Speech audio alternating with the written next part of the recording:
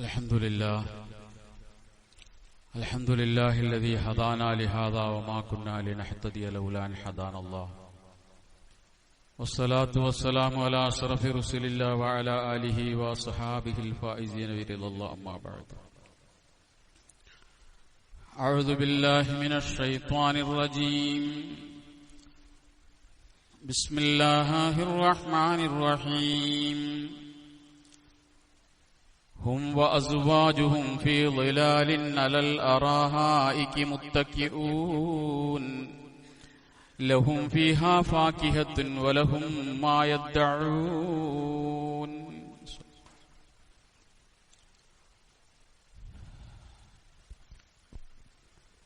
ബഹുമാനപ്പെട്ട സഹോദരങ്ങളെ, സത്യവിശ്വാസികളെ, അല്ലാഹു സുബ്ഹാനഹു വ തആല നമ്മിൽ സംഭവിച്ച എല്ലാ ചെറുതും വലുതുമായ പാപങ്ങളും പുറത്തു മാപ്പാക്കി തരുമാറാകട്ടെ. ശിഷ്ടജീവിതത്തിൽ അല്ലാഹുവിനെ തഖ്വ ചെയ്ത് ജീവിക്കാനും അവസാനം ഈമാനോടെ ഈ ലോകത്തോട് വിട പറയാനും അല്ലാഹു നമ്മെല്ലാവരെയും അനുഗ്രഹിക്കുമാറാകട്ടെ. നമുക്കും നമ്മുടെ മാതാപിതാക്കൾക്കും നമ്മിൽ നിന്ന് മരണപ്പെട്ടുപോയ എല്ലാവർക്കും അല്ലാഹു സ്വർഗം നൽകി അനുഗ്രഹിക്കുമാറാകട്ടെ. രോഗം കൊണ്ട് പ്രയാസപ്പെടുന്ന ആളുകൾക്ക് അല്ലാഹു പരിപൂർണമായ ശിഫ ആജിലായി നസീബാക്കുമാറാകട്ടെ. കടം കൊണ്ട് പ്രയാസപ്പെടുന്നവർക്ക് അല്ലാഹു കടം വീട്ടാനുള്ള മാർഗങ്ങൾ എളുപ്പമാക്കി കൊടുക്കുമാറാകട്ടെ. ലോകത്ത് പ്രയാസപ്പെടുന്ന, ദുരിതം അനുഭവിക്കുന്ന ഫലസ്തീനുകളടക്കമുള്ള മുഴുവൻ മനുഷ്യർക്കും അല്ലാഹു ആശ്വാസവും സമാധാനവും നൽകി അനുഗ്രഹിക്കുമാറാകട്ടെ.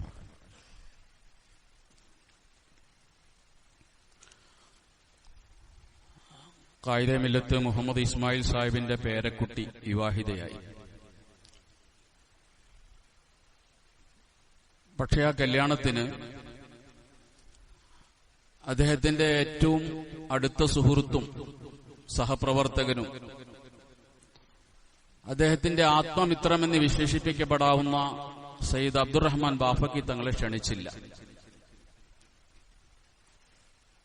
കല്യാണം കഴിഞ്ഞ് മാസങ്ങൾ കഴിഞ്ഞപ്പോ ഇസ്മായിൽ സാഹിബിനെ കണ്ട അബ്ദുറഹ്മാൻ ബാഫക്കി തങ്ങൾ ചോദിച്ചു, നിങ്ങളുടെ പേരക്കുട്ടിയുടെ കല്യാണം കഴിഞ്ഞ കാര്യം ഞാൻ അറിഞ്ഞു, എന്തേ എന്നെ ക്ഷണിച്ചില്ല?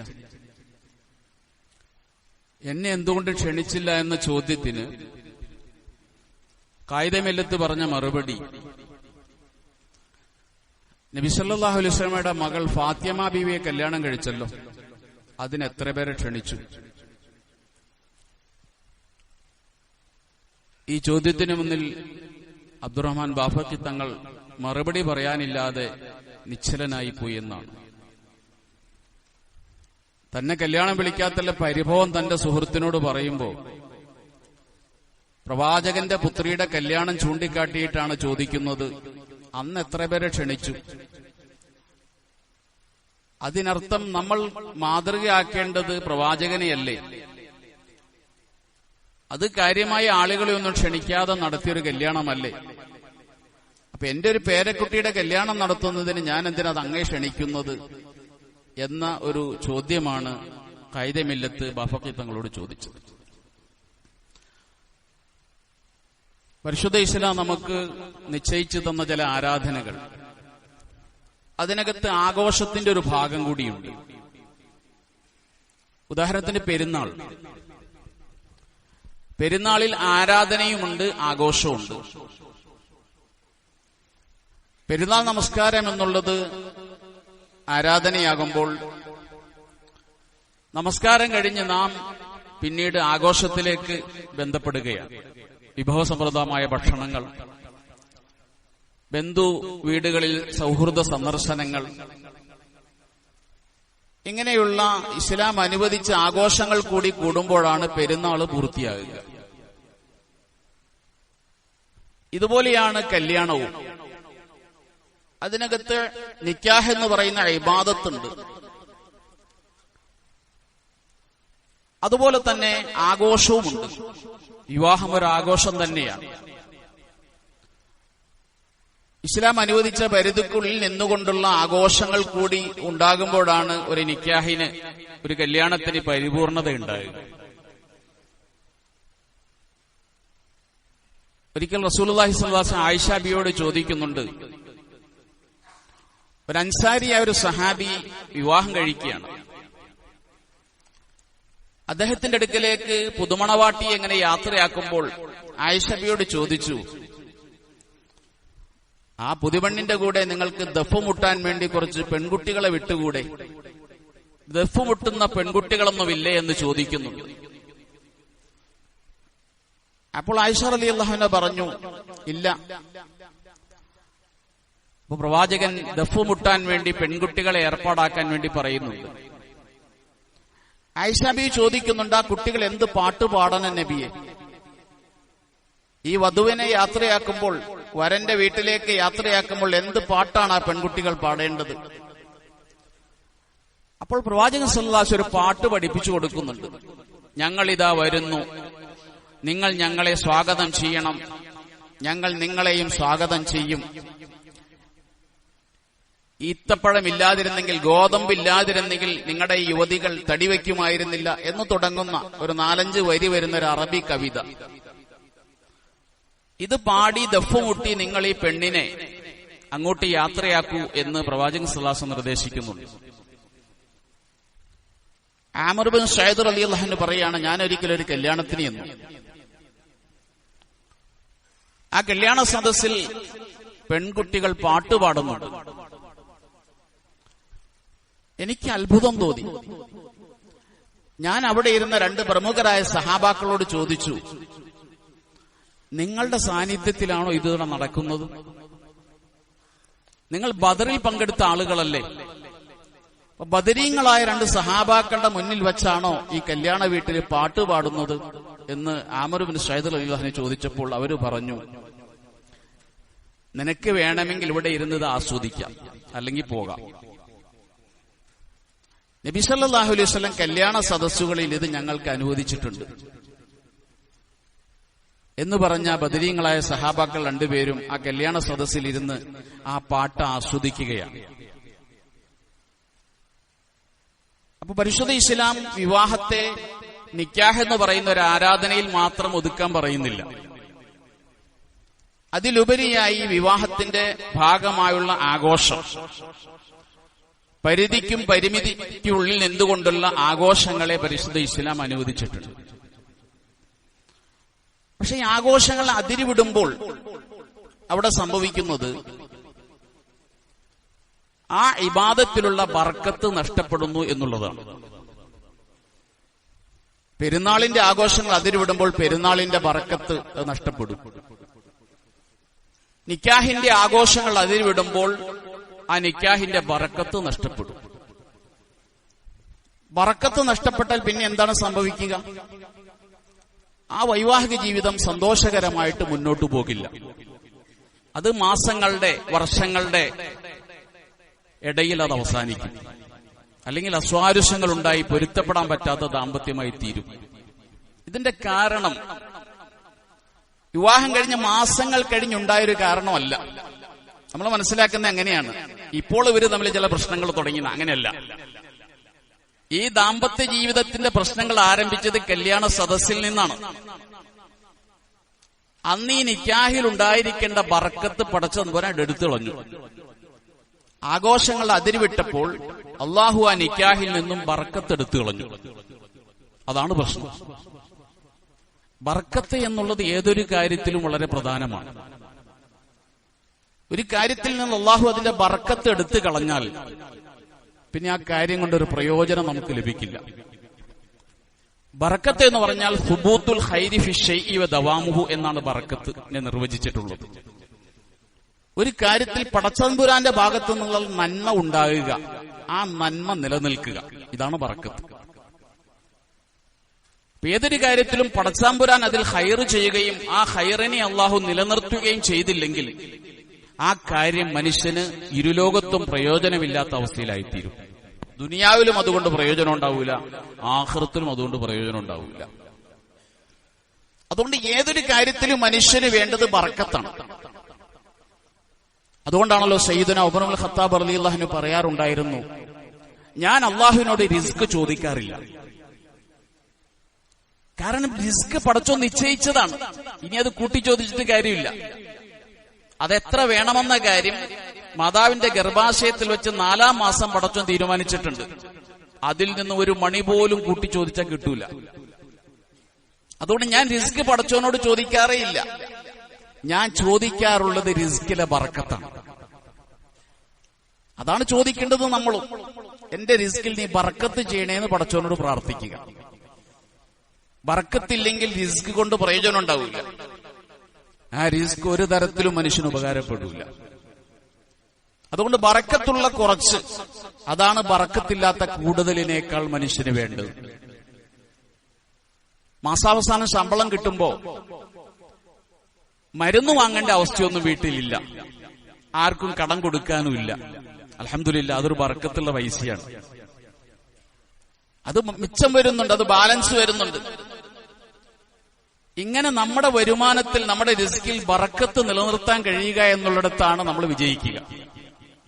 അല്ലാതെ കുറെ ഇങ്ങനെ ഉണ്ടാക്കി അതിൽ അള്ളാഹു ബർക്കത്ത് പിൻവലിച്ചു കഴിഞ്ഞാൽ അത് ദുനിയാവിലും പ്രയോജനപ്പെടൂല, ആഖിറത്തിലും അത് ഉപകാരപ്പെടൂല. ഇമാം ബുഖാരി ഉദ്ധരിക്കുന്ന ഹദീസിൽ കാണാം, അബൂ ഹുറൈറ റളിയല്ലാഹു അൻഹു പറയുന്നു, റസൂൽ സല്ലല്ലാഹു അലൈഹി വസല്ലം ഒരിക്കൽ പറഞ്ഞു, ബൈനമാ അയ്യൂബു യഖ്തസിലു ഖുരിയാന. അയ്യൂബ് നബി അലൈഹി സ്വലാത്തു വസ്സലാം ഒരിക്കൽ കുളിച്ചുകൊണ്ടിരിക്കുകയാണ്. അപ്പോൾ അദ്ദേഹം ഒരു കാഴ്ച കണ്ടു. ആകാശത്തു നിന്നും ഇങ്ങനെ സ്വർണത്തിന്റെ വെട്ടുകിളികൾ ഇങ്ങനെ വീഴുന്നുണ്ട്. ഖറ ഇലൈഹി ജറാദും, സ്വർണത്തിന്റെ വെട്ടുകിളികൾ ഇങ്ങനെ വീഴുന്നത് അദ്ദേഹം കണ്ടു. ഉടനെ അദ്ദേഹം തന്റെ വസ്ത്രം കണ്ടുപോയി ആ വെട്ടുകിളികളെ വാരിക്കൂട്ടുന്നു. അപ്പോൾ അല്ലാഹു തആല അദ്ദേഹത്തെ വിളിച്ചു, യാ അയ്യൂബ് അലം അകുൻ അഗ്നൈതുക അമ്മാ തറ. അയ്യൂബ്, നിനക്കിത് വേണോ? അയ്യൂബ് നബി അലൈഹി സ്വലാം അല്ലാഹു തആല ധാരാളം സമ്പത്ത് കൊടുത്ത പ്രവാചകനാണ്. ധാരാളം കൃഷിയിടങ്ങൾ, ആയിരക്കണക്കിന് ഒട്ടകങ്ങൾ, ആടുകൾ, മാടുകൾ, അടിമകൾ, ഇങ്ങനെ ധാരാളം സമ്പത്ത് കൊടുത്ത ധനാഢ്യനായൊരു പ്രവാചകനാണ് അയ്യൂബ് നബി അലൈഹി സ്വലാത്തു വസ്സലാം. അദ്ദേഹമാണ് ആകാശത്തു നിന്ന് സ്വർണത്തിന്റെ വെട്ടുകിളികൾ വീഴുന്നത് കണ്ടപ്പോൾ തന്റെ വസ്ത്രത്തിലേക്ക് അത് വാരിക്കൂട്ടുന്നത്. അതുകൊണ്ടാണ് പടച്ചോൻ ചോദിച്ചത്, അലമ്മക്കുൻ അഗ്നൈതുക അമ്മാ തറ, നിനക്കിത് വേണോ? ഞാൻ എത്ര നിനക്ക് നൽകിയിട്ടുണ്ട്? ആ ചോദ്യത്തിന് അദ്ദേഹം പറഞ്ഞ മറുപടി, ബലാ വ ഇസ്സത്തിക്ക്, പടച്ചോനെ നിന്റെ പ്രതാപമാണ് സത്യം, നീ എനിക്ക് ഒരുപാട് സമ്പത്ത് നൽകിയിട്ടുണ്ട്, ശരിയാണ്. പക്ഷെ ലാ ഗിനാബി അൻ ബറക്കത്തിക, ഈ വീഴുന്നത് നിന്റെ ബറക്കത്താണ്, ഇതെനിക്ക് വേണം. എനിക്ക് തന്ന മറ്റു സമ്പത്ത് പോലെയല്ല, ഇത് നിന്റെ ബറക്കത്തിന്റെ ഭാഗമായി നീ ആകാശത്തു നിന്ന് ഇടുന്ന വെട്ടുകിളിയാണ്, സ്വർണത്തിന്റെ വെട്ടുകിളികൾ. ഇതെനിക്ക് കൂടാതെ കഴിയില്ല, എനിക്കിത് വേണമെന്നാണ് അയ്യൂബ് നബി അലൈഹി സ്വലാത്തു വസ്സലാം പറഞ്ഞത്. അതുകൊണ്ട് അള്ളാഹുവിന്റെ ബർക്കത്ത് പടച്ച തമ്പുരാൻ ഒരു പരിപാടിയിൽ നിന്ന്, ഒരു വസ്തുവിൽ നിന്ന് പിൻവലിച്ചാൽ ആ വസ്തു പിന്നെ നമുക്ക് നിഷ്ഫലമായി മാറും. നമ്മുടെ വൈവാഹിക ജീവിതങ്ങൾ, നമ്മുടെ ദാമ്പത്യ ബന്ധങ്ങൾക്ക് എന്താണ് സംഭവിച്ചത്? വിവാഹമോചനങ്ങൾ പെരുകി വരികയാണ്. അത് കുടുംബ കോടതികളിലും മഹല്ല് കമ്മിറ്റിക്കാർക്ക് പാതിരാത്രിയായാലും വീട്ടിൽ പോകാൻ കഴിയാത്തൊരവസ്ഥയിലേക്ക് വിവാഹമോചന കേസുകൾ പെരുകി വരികയാണ്. അതിനുവേണ്ടി വലിയൊരു സമയം മാറ്റിവെക്കേണ്ട അവസ്ഥ വരികയാണ്. മസ്ലഹത്ത് ചർച്ചകൾ. എന്താണ് ഇതിന് കാരണം? അതിന്റെ മൂല കാരണം കണ്ടെത്തി നമ്മൾ ചികിത്സിച്ചില്ലെങ്കിൽ ഇനിയും ഈ പ്രശ്നങ്ങൾ കൂടിക്കൊണ്ടേയിരിക്കും. നിക്കാഹ് കഴിയുമ്പോൾ എല്ലാവരും ചെയ്യാറുള്ളൊരു പ്രാർത്ഥനയുണ്ട്. പ്രവാചകൻ സല്ലല്ലാഹു അലൈഹി വസല്ലം പഠിപ്പിച്ച പ്രാർത്ഥനയാണ്, ബാറക്കല്ലാഹു ലക്കുമാ വ ബാറക അലൈക്കുമാ വ ജമഅ ബൈനക്കുമാ ഫീ ഖൈർ. അല്ലാഹു നിങ്ങൾക്ക് ബർക്കത്ത് ചെയ്യട്ടെ, അല്ലാഹു നിങ്ങൾക്ക് ബർക്കത്ത് ചെയ്യട്ടെ, നിങ്ങളുടെ ദാമ്പത്യത്തിലും നിങ്ങളുടെ ഈ നിക്കാഹിലൊക്കെ ബർക്കത്ത് ചെയ്യട്ടെ എന്ന് പ്രാർത്ഥിക്കുകയാണ്. പ്രവാചകൻ പഠിപ്പിച്ച പ്രാർത്ഥനയാണ്. എന്താണ് അതിനർത്ഥം? വിവാഹിതരായ ദമ്പതികൾക്ക് ഏറ്റവും പ്രധാനമായി വേണ്ടത് അല്ലാഹുവിന്റെ ബർക്കത്താണ്. ആ ബർക്കത്ത് ഈ വിവാഹത്തിൽ ഉണ്ടാകണം, വിവാഹാനന്തര ജീവിതത്തിൽ ഉണ്ടാകണം. അതിനുവേണ്ടിയാണ് നമ്മൾ പ്രാർത്ഥിക്കുക. ഏത് നിക്കാഹിലാണ് ഏറ്റവും കൂടുതൽ ബർക്കത്ത് ഉണ്ടാകുക? അഅലമുൻ നിക്കാഹി ബറക ഐസറുഹുന്ന മുഅ്ന. റസൂലുള്ളാഹി സ്വല്ലല്ലാഹു അലൈഹി വസല്ലം പറഞ്ഞു, ഏറ്റവും കൂടുതൽ അല്ലാഹു ബർക്കത്ത് ചൊരിയുന്ന നിക്കാഹ് ഏറ്റവും ചെലവ് കുറഞ്ഞ നിക്കാഹിലാണ്. ഏറ്റവും ചെലവ് കുറച്ച് നടത്തുന്ന നിക്കാഹിലായിരിക്കും പടച്ചോന്റെ ബർക്കത്ത് ഏറ്റവും കൂടുതൽ ഉണ്ടാകുക. നിങ്ങൾ നിക്കാഹ് ഓഡിറ്റോറിയം വലുതാക്കും തോറും ബറക്കത്ത് കുറയും, ചെലവ് കൂടുന്തോറും അല്ലാഹു അതിന്റെ ബറക്കത്ത് കുറയ്ക്കും. നമ്മൾ മനസ്സിലാക്കുന്നത് കൂടുതൽ ആളുകളെ വിളിച്ച് ഏറ്റവും വലിയ ഓഡിറ്റോറിയത്തിൽ വെച്ച് ഏറ്റവും നല്ല കലാപരിപാടികളോടുകൂടി നടത്തി കഴിഞ്ഞാലാണ് ബറക്കത്ത് ഉണ്ടാകുക എന്ന. അങ്ങനെയുള്ള സദസ്സിലൊന്നും അള്ളാഹുവിന്റെ റഹ്മത്തിന്റെ മലക്കുകൾ ഉണ്ടാവില്ല. നിക്കാഹ് നടത്തിയിട്ടുണ്ട്, അത് കഴിഞ്ഞ് ഫാത്തിഹ ഓതി പ്രാർത്ഥിച്ചിട്ടുണ്ട്, ഇതൊന്നും പടച്ചോന്റെ അടുക്കൽ ഉണ്ടാവൂല. അവിടെയൊന്നും അള്ളാഹുവിന്റെ റഹ്മത്തിന്റെ മലക്കുകൾ കടക്കില്ല. അള്ളാഹുവിന്റെ ദീൻ നിരോധിച്ച കാര്യങ്ങൾ എവിടെ നടക്കുന്നോ അവിടെയൊന്നും പടച്ചോന്റെ ബറക്കത്ത് ഉണ്ടാവൂല. അവിടെയൊന്നും റഹ്മത്തിന്റെ മാലാകമാർക്ക് പ്രവേശനം ഉണ്ടാവൂല. അതാണ് അടിസ്ഥാന പ്രശ്നം. നിക്കാഹ് കഴിഞ്ഞാൽ ചെയ്യുന്നൊരു പ്രാർത്ഥനയുണ്ട്, അല്ലാഹുമ്മ അല്ലിഹു ബൈനഹുമാ കമ അല്ലഫ്ത ബൈന സയ്യിദിന മുഹമ്മദിൻ വ അസ്വാജിഹി ത്വാഹിറാത്തി. പടച്ചോനെ, ഈ ദമ്പതികൾക്കിടയിൽ മുഹമ്മദ് നബിയുടെയും അദ്ദേഹത്തിന്റെ ഭാര്യമാർക്കിടയിൽ നീ യോജിപ്പിച്ചതുപോലെ യോജിപ്പിക്കണേ എന്നാ പ്രാർത്ഥിക്കുന്നത്. പ്രാർത്ഥന അങ്ങനെയാണ്. എന്തായിരുന്നു അവരുടെ ഇടയിലുള്ള യോജിപ്പ്? ഒരിക്കൽ റസൂലുള്ളാഹി സ്വല്ലല്ലാഹു അലൈഹി വസല്ലം തങ്ങൾ ആയിഷാ ബിയുടെ മടിയിൽ ഇങ്ങനെ തലവെച്ച് കിടക്കുകയാണ്. കുറച്ചു നേരം കഴിഞ്ഞ് പ്രവാചകൻ ആ കിടത്തത്തിൽ ഉറങ്ങിപ്പോയി. ആയിഷാ ബീവി കുറച്ചു കഴിഞ്ഞപ്പോ ഇങ്ങനെ കരഞ്ഞിട്ട് കണ്ണീര് വീഴ്ത്താൻ തുടങ്ങി. ആയിഷാ ബിയുടെ കണ്ണീര് പ്രവാചകന്റെ ശരീരത്തിലേക്ക് വീണപ്പോൾ പ്രവാചകൻ ഉണർന്നു. അവിടെ നിന്ന് ചോദിച്ചു, അഹസിൻതി, എന്താ നിനക്ക് പ്രയാസമായ ആയിഷ? ആയിഷ എന്നുപോലുമല്ല വിളിച്ചത്, ആയിഷ്. പ്രവാചകന്റെ പേര് വിളിക്കുന്നതിൽ പോലും ഒരു സ്നേഹം ഉണ്ടായിരുന്നു. ആയിഷ എന്ന് തികച്ചു വിളിക്കൂല, ആയിഷ് എന്ന വിളിക്കുക. എന്താ നിനക്ക് ദുഃഖമായി പോയോ? നീ കുറെ നേരം എന്നോട് സംസാരിക്കണമെന്ന് വിചാരിച്ചിട്ടുണ്ടാകുമല്ലേ, ഞാൻ ഉറങ്ങിപ്പോയപ്പോൾ നിനക്ക് വിഷമമായി പോയി അല്ലേ? ആയിഷ ബി പറഞ്ഞ മറുപടി, റസൂലേ, യാ റസൂലല്ലാഹ്, ഞാൻ ഓർത്തത് മറ്റൊരു കാര്യമാണ്. ഇപ്പോൾ എന്റെ മടിയിൽ തലവച്ചങ്ങി കിടക്കുന്ന കിടത്തോണ്ടല്ലോ, എനിക്കൊരു ആഗ്രഹമുണ്ട്, സ്വർഗത്തിലും ഇങ്ങനെ കഴിക്കണം. ഞാനിങ്ങനെ കാല് നീട്ടി ഇരുന്നിട്ട് അങ്ങന്റെ മടിയിൽ തലവെച്ച് സ്വർഗത്തിലും ഇരിക്കണം.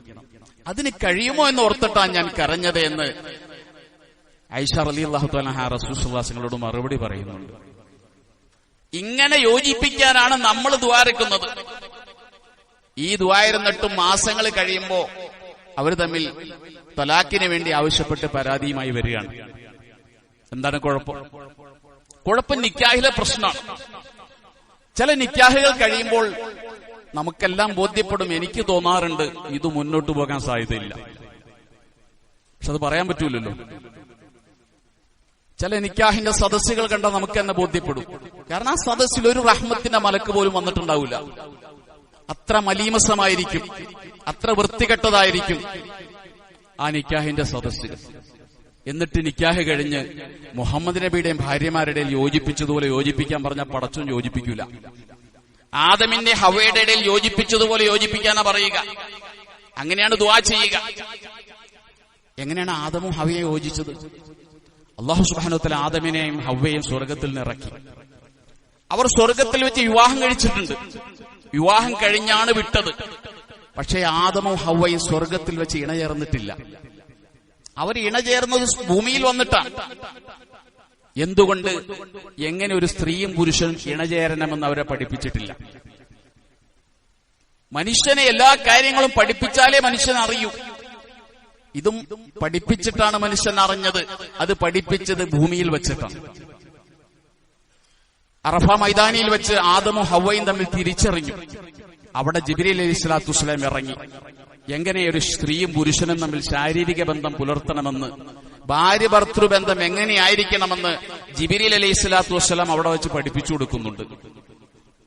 അതിനുശേഷമാണ് ദുനിയാവിൽ ഈ ഭൂമിയിൽ വന്നിട്ട് അവരെ ഇണചേരാൻ വേണ്ടി ശ്രമിക്കുന്നത്. അതുകൊണ്ട് തന്നെ ഈ ലൈംഗിക വിദ്യാഭ്യാസം എന്ന് പറയുന്ന ഇത് വിഷയത്തിൽ പ്രധാനമാണ്. അതെനിക്കറിയാം എന്ന് വിചാരിച്ചിട്ട് കാര്യമില്ല. അതിന് ഇസ്ലാം കൃത്യമായൊരു മാർഗം പഠിപ്പിച്ചിട്ടുണ്ട്. അത് പഠിപ്പിക്കാൻ, എങ്ങനെ ദാമ്പത്യ ജീവിതം മുന്നോട്ട് കൊണ്ടുപോകണമെന്ന് പഠിപ്പിക്കാൻ വേണ്ടി ഒരു പ്രീമാരിറ്റി കോഴ്സ് വയ്ക്കണമെന്ന് വിചാരിച്ചാൽ എത്ര പേര് സഹകരിക്കും അതിന്? വിവാഹശേഷം പരാതിയുമായി ഇങ്ങനെ വരും. എന്നാൽ അങ്ങനെ ഒരു കോഴ്സ് ഇപ്പൊ ഈ മാസം തന്നെ, ഞാൻ ഇവിടെ നിന്ന് പറഞ്ഞതാണ്, ഈ മാസം 13, 14 തീയതികളിൽ നമ്മുടെ മിനി ഓഡിറ്റോറിയത്തിൽ വെച്ച് ഇങ്ങനെ ഒരു കോഴ്സ് സംഘടിപ്പിക്കുന്നു എന്ന് പറഞ്ഞു. 3 മഹല്ലുകളിലും ബന്ധപ്പെട്ടു. അതിന്റെ സംഘാടകര് നന്നായിട്ട് പ്രചരണം കൊടുത്തു. മുനിസിപ്പൽ ചെയർമാൻ ഉൾപ്പെടെ സോഷ്യൽ മീഡിയയിൽ പ്രചരണം കൊടുത്തു. നല്ല സമ്പത്ത് മുടക്കി, അല്ലെങ്കിൽ നല്ല ചെലവാക്കി, അതിനുവേണ്ടി സമയം ചെലവാക്കി. പക്ഷെ ഉണ്ടായ റിസൾട്ട് എന്താന്ന് നിങ്ങൾക്കറിയണോ? 2 പേരാണ്. 45,000-45,000 മുസ്ലിമീങ്ങൾ താമസിക്കുന്ന ഈരാറ്റുപേട്ടയിൽ 2 പേരാണ് രജിസ്റ്റർ ചെയ്തത്. അതുകൊണ്ട് പരിപാടി നടത്തിയില്ല. അത്ഭുതമൊന്നുമില്ല കേട്ടിട്ട്. 2-3 മാസത്തിനകം വിവാഹം നടത്താൻ പോകുന്നവരും അവർക്കെല്ലാം പങ്കെടുക്കാമെന്ന് പറഞ്ഞിട്ട് പോലും 2 പേരെ രജിസ്റ്റർ ചെയ്തുള്ളൂ എന്ന് പറയുമ്പോൾ എത്ര താല്പര്യം ഈ കൗമിന് ഈ വിഷയത്തിലുണ്ട്. അപ്പൊ നമ്മുടെ വിചാരം എനിക്കെല്ലാം അറിയാം, എന്നെ ഇതൊന്നും പഠിപ്പിക്കണ്ട, എങ്ങനെ പെണ്ണിട്ടേ ജീവിക്കണം എന്ന് എനിക്കറിയാം. ഈ ഒരു വിചാരത്തിൽ നിന്നാണ് ഇങ്ങനെയുള്ള പരിപാടികളോട് നമ്മൾ പുറംതിരിഞ്ഞു നിൽക്കുന്നത്. സഹോദരങ്ങളെ, പോരാ, പഠിക്കുക തന്നെ വേണം. ദാമ്പത്യ ജീവിതം പഠിക്കാനുണ്ട്. അത് പഠിച്ചിട്ട് വേണം വിവാഹ ജീവിതത്തിലേക്ക് കടക്കാൻ. അത് പഠിക്കാതെ മുന്നൊരുക്കമില്ലാതെ കടക്കുമ്പോഴാണ് പല ദാമ്പത്യ ബന്ധങ്ങളും പരാജയപ്പെടുന്നത്. വിവാഹാനന്തര ജീവിതത്തിൽ പ്രശ്നങ്ങൾ ഉണ്ടാകുമ്പോൾ എങ്ങനെ അതിനെ സമീപിക്കണമെന്ന വിവരം, ആ കാര്യം നമ്മൾ അറിഞ്ഞിരിക്കണം. അത് പഠിക്കേണ്ടതാണ്. അത് പഠിക്കാതെ ഒരാൾക്കും വിവാഹ ജീവിതത്തിലേക്ക് കടക്കാൻ കഴിയില്ല. പ്രത്യേകിച്ച് ഇന്നത്തെ കാലഘട്ടം നമുക്കറിയാം, കുത്തഴിഞ്ഞ ലൈംഗികതയുടെ കാലഘട്ടമാണ്. അടുത്തിടെയാണ് നമ്മൾ കേട്ടത് 16 വയസ്സുകാരൻ 14 വയസ്സുകാരിയെ ബലാത്സംഗം ചെയ്ത് കൊന്നു കുറ്റിക്കാട്ടിലിട്ട സംഭവം ഈ കേരളത്തിലാണ് നടന്നത്. ഇങ്ങനെ മക്കൾ ചെറിയ പ്രായത്തിൽ തന്നെ വഴിവിട്ടു പോകുന്ന ഒരു ലോകത്താണ് നമ്മൾ ജീവിക്കുന്നത്. അവിടെയാണ് കൃത്യമായൊരു ധാർമ്മികമായ ലൈംഗിക ബോധത്തെക്കുറിച്ചുള്ള അറിവ് നമ്മുടെ മക്കൾക്ക്, ഇണകൾക്ക്, ദമ്പതികൾക്കൊക്കെ പഠിപ്പിച്ചു കൊടുക്കേണ്ടതുണ്ട്. അത് അറിയേണ്ടതുണ്ട്. അടിസ്ഥാനപരമായി മനസ്സിലാക്കേണ്ട ഒരു കാര്യം, ഈ വിവാഹം എന്ന് പറയുന്ന ഒരു ഏർപ്പാട് മരണം വരെ ദുനിയാവിലുള്ള ഒരു കാര്യമല്ല. ഇത് സ്വർഗത്തിലേക്ക് എത്തിപ്പെടേണ്ട നിരന്തരമായൊരു ഏർപ്പാടാണിത്. ഇവിടെ വിവാഹിതരാകുന്ന ദമ്പതികൾ നാളെ സ്വർഗത്തിലും ദമ്പതികളായി ജീവിക്കേണ്ടവരാണ്. ശുദ്ധ ഖുർആൻ സൂറത്ത് യാസീനിൽ പറഞ്ഞില്ലേ, ഹും വഅസ്വാജുഹും ഫീ ളിലാലിൻ അലൽ അറായികി മുത്തഖിഊൻ, അവരും അവരുടെ ഇണകളും ഫീ ളിലാലിൻ മരത്തിന്റെ തണലിൽ, അലൽ അറായികി ചാരുകസേരയിന്മേൽ, മുത്തഖിഊൻ ചാരിയിരിക്കുന്നവരാണ്. ഭാര്യയും ഭർത്താവും സ്വർഗത്തിൽ ഒരു മരത്തിന്റെ തണലിൽ, ഒരു ചാരുമഞ്ചത്തിൽ ചാരിയിരുന്നിങ്ങനെ ഉല്ലസിക്കുന്ന കഥയാണ് സൂറത്ത് യാസീനിൽ അല്ലാഹു തആല പറയുന്നത്. അതുകൊണ്ട് തന്നെ വിവാഹം എന്നുള്ളതും വിവാഹ ജീവിതം എന്നുള്ളതും ഒരു സ്വർഗീയമായ ഏർപ്പാടാണെന്ന് നമുക്ക് ബോധം ഉണ്ടാകണം. അത് ഇവിടം കൊണ്ട് തീരേണ്ട ഒരു ഏർപ്പാടല്ല. ഇവിടെ നമുക്ക് നമ്മുടെ ഭാര്യ എത്ര മോശമാണെങ്കിലും, ഭർത്താവ് എത്ര മോശമാണെങ്കിലും ഒരു 10-40 കൊല്ലം സഹിച്ചാൽ മതി. അത് കഴിഞ്ഞാൽ പിന്നെ സ്വർഗത്തിലൊരു ജീവിതമുണ്ട്. സ്വർഗത്തിലെ ഭാര്യ ഈ ഭാര്യ തന്നെയാണ്. ഇതേ ഭാര്യയാണ് പടച്ചോ സ്വർഗത്തിൽ തരിക. പക്ഷെ ഈ സ്വഭാവമൊക്കെ മാറ്റിക്കളയും. ദുസ്വഭാവങ്ങളൊക്കെ മാറ്റി എല്ലാം ശരിയാക്കി നല്ല ശരീര ലാവണ്യത്തിൽ, നല്ല സ്വഭാവത്തിലാണല്ലോ പടച്ചോ നമുക്ക് തരിക. അല്ലാഹു സുബ്ഹാനഹു തആല സ്വർഗം സൃഷ്ടിച്ചതിന് ശേഷം ജിബ്രീൽ അലൈഹിസ്സലാമിനോട് പറഞ്ഞു, ജിബ്രീലെ, ഞാനൊരു സ്വർഗം സൃഷ്ടിച്ചിട്ടുണ്ട്, നിന്ന് പോയി നോക്കാൻ പറഞ്ഞു. ജിബ്രീൽ അലൈഹിസ്സലാം ചെന്ന് നോക്കുമ്പോ അവിടെ ഒരു പ്രകാശം കണ്ടു, നല്ലൊരു പ്രകാശം. ജിബ്രീൽ മനസ്സിലാക്കി ഇത് പടച്ചോന്റെ പ്രകാശമായിരിക്കുന്നു മനസ്സിലാക്കി ജിബ്രീൽ അവിടെ സുജൂദ് ചെയ്തു. അപ്പോൾ സ്വർഗത്തിലൊരു സുന്ദരി വന്നു. ഒരു ഹൂറിൽപ്പെട്ട ഒരു പെണ്ണ് വന്നിട്ട് ചോദിച്ചു ജിബ്രീലിനോട്, എന്താ അവിടെ സുജൂദി കിടക്കണത്? ഇവിടെ സുജൂദ് ചെയ്യേണ്ട സ്ഥലമല്ലല്ലോ, ഇത് ഇബാദത്തിന്റെ സ്ഥലമല്ലല്ലോ, ഇത് മനുഷ്യൻ സുഖിക്കേണ്ട സ്ഥലമല്ലേ? അപ്പൊ ജിബ്രീൽ അലൈഹിസ്സലാം പറഞ്ഞു, ഞാനൊരു പ്രകാശം കണ്ടു, പടച്ചോന്റെ പ്രകാശമാണെന്ന് മനസ്സിലാക്കി സുജൂദ് ചെയ്തതാണെന്ന് പറഞ്ഞപ്പോൾ ആ പെണ്ണ് പറഞ്ഞു, അത് പടച്ചോന്റെ പ്രകാശമൊന്നുമല്ല, ഞാനൊന്ന് പുഞ്ചിരിച്ചതാ. ഒരു ഹൂർലീൻ പുഞ്ചിരിച്ചതിന്റെ പ്രകാശം കണ്ടിട്ടാണ് ജിബ്രീൽ സുജൂദ് ചെയ്തു പോയത്. ഈ ഹൂർലീങ്ങൾ, ഈ സ്വർഗീയ സുന്ദരികൾ ദുനിയാവിൽ നിന്ന് വരുന്ന പെണ്ണുങ്ങളെ കണ്ടിട്ട് അത്ഭുതത്തോടെ നോക്കി നിൽക്കുമെന്ന് നമ്മ പഠിപ്പിക്കപ്പെട്ടിട്ടുണ്ട്. അപ്പോൾ ദുനിയാവിലെ പെണ്ണിന്റെ സൗന്ദര്യത്തെയാണ് പട സ്വർഗത്തിൽ. അപ്പോൾ ചുരുങ്ങിയ കാലത്തെ ഇവിടത്തെ ഒരു ജീവിതത്തിന് ശേഷം നമ്മൾ സ്വർഗത്തിലും ഇണകളായി, ദമ്പതികളായി നമ്മൾ ജീവിക്കേണ്ടവരാണ്, ജന്നാത്തുൽ ഫിർദൗസ്. അതുകൊണ്ട് തന്നെ നമ്മൾ നന്നായി ഒരുങ്ങേണ്ടതുണ്ട്, നമ്മൾ നന്നായി പഠിക്കേണ്ടതുണ്ട്. നന്നായി പഠിച്ചു തന്നെ ദാമ്പത്യ ജീവിതത്തിലേക്ക് കടന്നാലേ നമുക്ക് വിജയിക്കാൻ കഴിയുള്ളൂ. അതുകൊണ്ടാണ് ഇസ്ലാം വിവാഹത്തെ ഇത്രമേൽ പ്രോത്സാഹിപ്പിച്ചത്. നിങ്ങൾ വിവാഹം കഴിക്കും, നിങ്ങൾക്ക് മക്കളുണ്ടാകട്ടെ, ഞാൻ നിങ്ങളെ കൊണ്ട് അഭിമാനം കൊള്ളുമെന്ന് റസൂലുള്ളാഹി സ്വല്ലല്ലാഹു അലൈഹി വസല്ലം പറയുന്നു. 100 സഫുകൾ സ്വർഗത്തിലേക്ക് നിന്നാൽ 80 സഫുകളും എന്റെ അനുയായികളായിരിക്കും. 20 സഫാണ് മറ്റു പ്രവാചകന്മാരുടെ അനുയായികൾ. അതുകൊണ്ട് നിങ്ങൾക്ക് മക്കളുണ്ടാകണം, നിങ്ങൾ വിവാഹം കഴിക്കണം എന്ന് പറഞ്ഞ് പ്രവാചകൻ നമ്മെ പ്രോത്സാഹിപ്പിച്ചത് സ്വർഗത്തിലേക്ക് വേണ്ടി കൂടിയാണ്, ഇവിടെ തീരാനല്ല. അപ്പൊ നമ്മൾ കേട്ടില്ലേ, 2 ആഴ്ച മുമ്പല്ലേ സൗദി അറേബ്യയിൽ ഏറ്റവും പ്രായം കൂടിയ മനുഷ്യൻ 142-ാമത്തെ വയസ്സിൽ മരിച്ചു. നാസർ അൽ വദായി 142 വയസ്സിൽ മരിക്കുമ്പോൾ 134 മക്കളും പേരമക്കളും അദ്ദേഹത്തിനുണ്ട്. അത്ഭുതം, 110-ാമത്തെ വയസ്സിലാണ് അദ്ദേഹം 3ാമത്തെ കല്യാണം കഴിച്ചത്. അതിലൊരു കുട്ടി ഉണ്ടായി. 110-ാമത്തെ വയസ്സിൽ 3ാമത് കല്യാണം കഴിച്ചൊരു കുട്ടി ഉണ്ടായി. നമ്മുടെ നാട്ടിലൊക്കെ ഇതൊക്കെ പറഞ്ഞാൽ തന്നെ, ഉമ്മ മരിച്ചുപോയാൽ വാപ്പയ്ക്കൊരു കല്യാണം വേണമെന്ന് തോന്നിയാൽ പോലും മക്കള് സമ്മതിക്കില്ല. നിർബന്ധമാണ്, മക്കൾക്ക് നിർബന്ധമാണ്. വാപ്പയ്ക്കൊരു പെണ്ണ് കെട്ടണമെന്ന് തോന്നിയാൽ, ഉമ്മ മരിച്ചുപോയി, ആ വാപ്പയ്ക്കൊരു കല്യാണം കഴിപ്പിച്ചു കൊടുക്കൽ മക്കൾക്ക് നിർബന്ധമാണ്. വാപ്പയ്ക്ക് അത് ആവശ്യമാണെങ്കിൽ ഇതിനൊന്നും തടസ്സം നിൽക്കാൻ പാടില്ല. ദമ്പതികളായി ജീവിക്കണം മരണം വരെ. ദാമ്പത്യ ജീവിതം എന്നുള്ളത് മനുഷ്യന്റെ ദുനിയാവിലെ സുഖത്തിന് മാത്രമല്ല, ആഖിറത്തിലേക്ക് സ്വർഗത്തിലേക്ക് വേണ്ടിയുള്ള മുന്നൊരുക്കം കൂടിയാണ്. അതുകൊണ്ട് നിക്കാഹിന്റെ സദസ്സുകൾ ബറക്കത്ത് ഉണ്ടാകുന്ന രീതിയിൽ, റഹ്മത്തിന്റെ മലക്കുകൾക്ക് പ്രവേശനമുള്ള രീതിയിലാക്കി തീർക്കാൻ വേണ്ടി ശ്രമിക്കണം. ഇസ്ലാം നിരോധിച്ച അനിസ്ലാമികമായ ആഘോഷങ്ങൾ, പാട്ടുകൾ, കൂത്തുകൾ, അതിലേക്കൊന്നും നിക്കാഹിന്റെ സദസ്സിനെ കൊണ്ടുപോകരുത്. ആ സദസ്സിനെ മലീമസപ്പെടുത്തരുത്. അതിൽ അള്ളാഹുവിന്റെ റഹ്മത്തുണ്ടാകാനും ബറക്കത്തുണ്ടാകാനും ദാമ്പത്യം സംതൃപ്തമായി സന്തോഷകരമായി തീരാൻ വേണ്ടിയുള്ള സാഹചര്യങ്ങൾ ഒരുക്കപ്പെടണം. അല്ലാഹു സുബ്ഹാനഹു വ തആല അനുഗ്രഹിക്കുമാറാകട്ടെ. വാഹിറു ദഅവതി അനിൽ ഹംദുലില്ലാഹി റബ്ബിൽ ആലമീൻ.